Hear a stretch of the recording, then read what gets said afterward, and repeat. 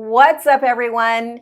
Shelisa B here. Listen, I have had a few conversations lately about people who are working in organizations and they've been working there probably for a little while and they have lost kind of connection with themselves and no longer really know what they want. Do they want to stay in that role? Do they want to leave and try something totally different? Do they want to pursue an entrepreneurial path?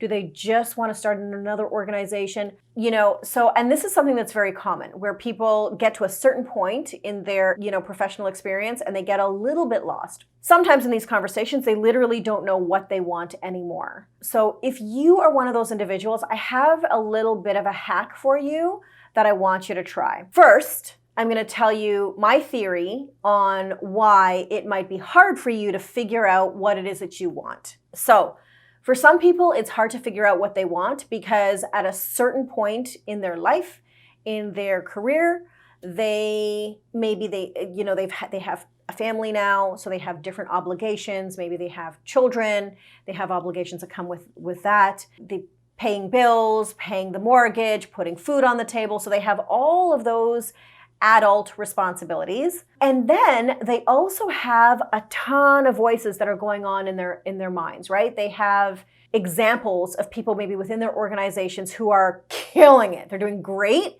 And they feel like maybe they should be doing more of what those people are doing. They also have the voices in their heads of people who, their friends and their families think success looks like. And then they have pretty much the beliefs, the values and belief systems that they were raised with. So what happens is people tend to get distracted with all of that, the noise that comes along with all of that. And somewhere buried in there, like a needle in a haystack, is what they actually want.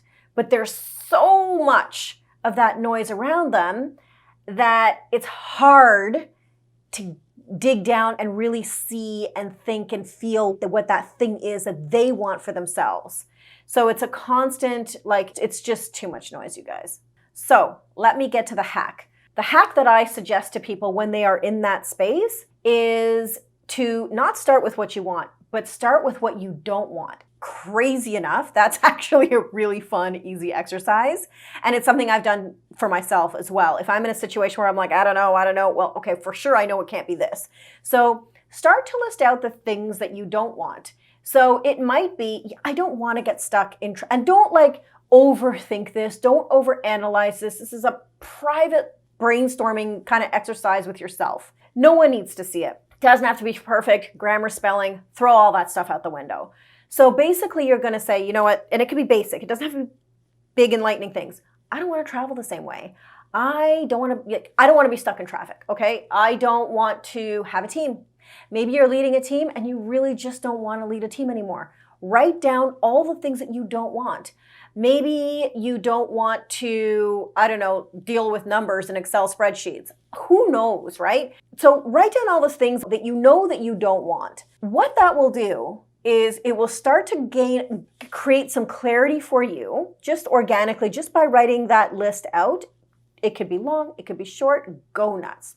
But what it also does is it ties back. You'll start to see things in that list that you can directly tie back to all that other noise that I talked about earlier. So where other people might be doing things that are killing it in their organization, they might be doing things that are actually on your list and you don't want to do those things. So that list starts to narrow down that noise. You start to be able to filter that noise down. So you'll still have noise, but it won't be so big anymore because you're sifting out all of the stuff that you know are on your I don't want this list. So then with that noise filtered down, it becomes easier for your desires and your voice to kind of surface through all of that. So it's a nice little quick exercise. You may not get your answers immediately, but what you will do is sift through all of the stuff that you don't want, and you are one massive step closer to figuring out what you do want.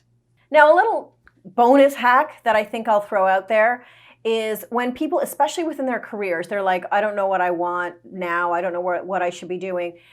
If you do that first piece of here's the stuff that I don't want, you whittle down that noise.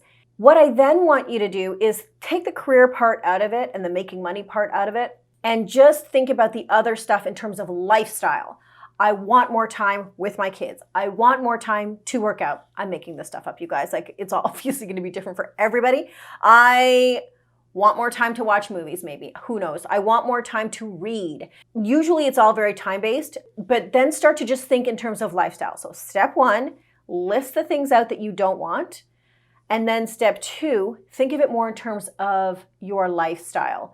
That brings you, again, one step closer. And then from there, you will definitely have to do some soul searching. There's a book that I tend to recommend called StrengthsFinder 2.0. I'll put a link to it below. But basically, if you have gotten to a certain point in your career where you are even confused about what are my strengths anyway, like I know what I do task-wise at work, this book has a code in the back that will allow you to go online and do an assessment. And I have done this assessment. I have done this assessment with my team in the past. It's really pretty cool because it will say, okay, out of all these 30-something strengths, here are your top 5. And the book kind of, will give you an example of what all those 30-something strengths are in general, but then when you do the assessment, it gets very specific to you. So now you have a list of the stuff that you definitely don't want, the stuff that you would like to have in terms of a lifestyle, and you have your strengths. So now you are well primed to be able to think through what your next step is going to be. Maybe it is staying in your current role or staying with your organization, but then changing, maybe it's just changes in your schedule. Maybe it's creating better boundaries, or maybe it's something as dramatic as, starting your own business. We don't know. There are tons and tons and tons of you out there, so it's going to be different for everybody, but at least that creates a beautiful foundation for you to start to regain clarity. So let me know what you think in the comments below. I would love to hear from you guys, and hopefully this was helpful. I'll talk to you soon. Bye.